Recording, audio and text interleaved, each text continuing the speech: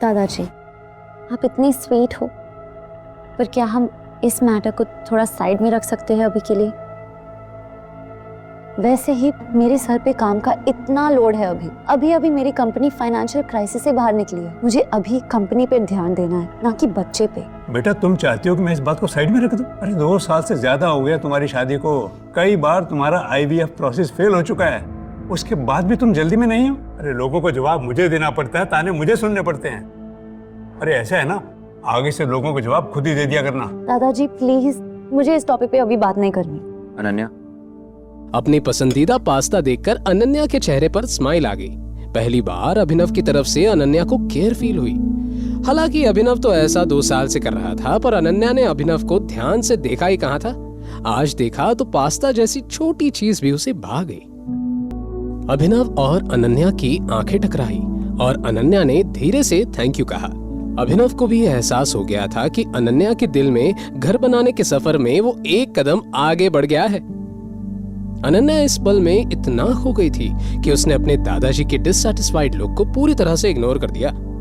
अभी के लिए तुम्हें फिजिकल एग्जामिनेशन की जरूरत नहीं है, हम इसके बारे में कभी और सोचेंगे। मैं भी ठीक है, जैसे तुम बोलो। अभिनव अपनी खुशी पूरी तरह जाहिर नहीं कर पाया। ये बहुत बड़ा दिन था। अनन्या ने अभिनव के लिए अपने दादाजी के सामने स्टैंड लिया, वो भी इतनी बड़ी बात पर। उसे मामला बनता दिख रहा था।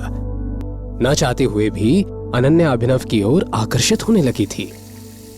अनन्या, अगर कल तुम्हें तुम्हारे भाई का कॉल आए, वो BR ग्रुप के साथ सिंह इंडस्ट्रीज की कॉर्पोरेशन की बात करे, तो तुम एकदम से हाँ मत कहना। मतलब थोड़ा सा टाइम लेना, उससे भी तो तुम्हारी इंपॉर्टेंस पता चलनी चाहिए ना। तुम पागल हो गए हो? सनी भैया ने सब कुछ चिराग को दे दिया। BR ग्रुप के साथ सारा कॉर्पोरेशन अब वही हैंडल करेंगे, उन्हें मेरी क्यों जरूरत पड़ेगी?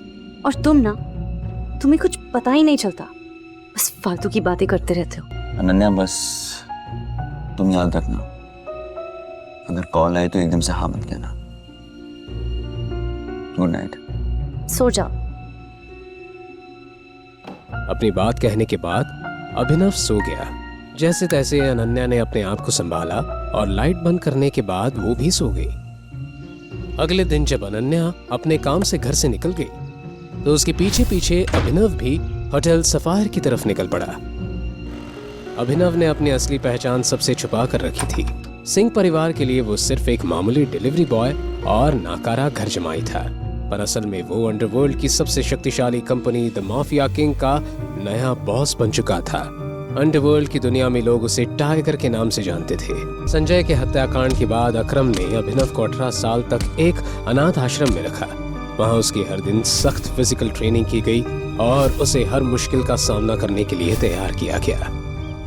इस कंपनी की बुनियाद उसके पिता संजय ने रखी थी, लेकिन संजय के देहांत के बाद कंपनी की जिम्मेवारी उनके वफादार साथी अकरम के कंधों पर आ गई। जब अकरम को लगा कि अभिनव काबिल हो चुका है, तब उसने उसे माफिया किंग के गद्दी पर बैठाया, लेकिन अपनी असली पहचान सबसे छुपाने की एक शर्त भी रखी। अगर ये शर्त टूटी तो अभिनव को इस गद्दी से हाथ धोना पड़ सकता है। वैसे ऑफिस का आरामदायक माहौल, खासकर जॉब, आपके अंडर एक एफिशिएंट सेक्रेटरी हो जो सब कुछ कर ले और आपको कुछ करने की जरूरत ना पड़े, तो आपको और मजा आने लगता है। अभी अभिनव ये सोच ही रहा था कि तभी उसके केबिन के दरवाजे पर दस्तक हुई और उसकी सेक्रेटरी नंदिता अंदर आई। आज वो और अच्छी लग रही थी, लेकिन इस बार नंदिता ने अभिनव को उसे ज्यादा समय तक देखने का मौका नहीं दिया और तुरंत ही बोली, टाइगर, सिंह फैमिली ने BR ग्रुप पार्टनरशिप की बात करने के लिए किसी को भेजा है। उनका नाम चिराग है। आगे की कहानी जानने के लिए देखें अगला एपिसोड सिर्फ पॉकेट FM के YouTube चैनल पर, और द रिटर्न ऑफ टाइगर के सारे एपिसोड्स को सुनने के लिए डिस्क्रिप्शन में दी लिंक से डाउनलोड करें पॉकेट FM ऐप।